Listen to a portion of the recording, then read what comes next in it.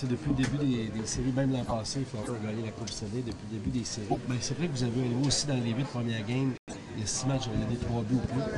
On dirait que Marc-André, même s'il a gagné la Coupe, il y avait encore des petits points d'interrogation cette année. Puis là, il a prouvé que quand ça le prend, il est là pour les gros matchs, qu'est-ce que t'en penses? Ouais, ouais. Moi, je pense qu'il n'y a jamais eu aucun doute dans les têtes de tous les joueurs dans notre locker room.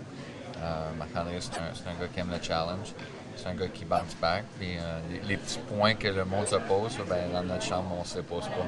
On sait qu'il va toujours être là.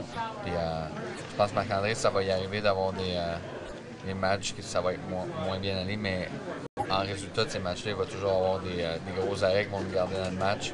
Puis, je pense qu'on ne regarde jamais aux statistiques, on regarde juste à la performance de l'équipe en général. On regarde les séries l'an passé, dans chaque ronde, on dirait qu'il y a un arrêt clé qui a fait la différence. Jeff Carter en première ronde, Ovechkin en deuxième. En troisième ronde, c'est Star. Le 17e match de finale, c'est Lidstrom.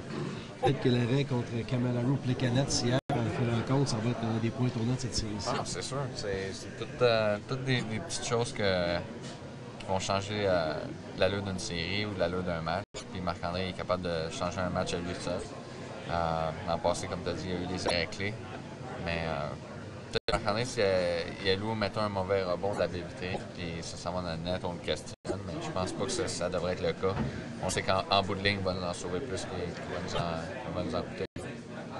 Pourquoi tu penses que c'est comme ça? Pourquoi tu penses que c'est comme ça? Pourquoi tu penses qu'on s'interroge toujours? J'en ai aucune idée. Honnêtement, comme je l'ai dit à Luc,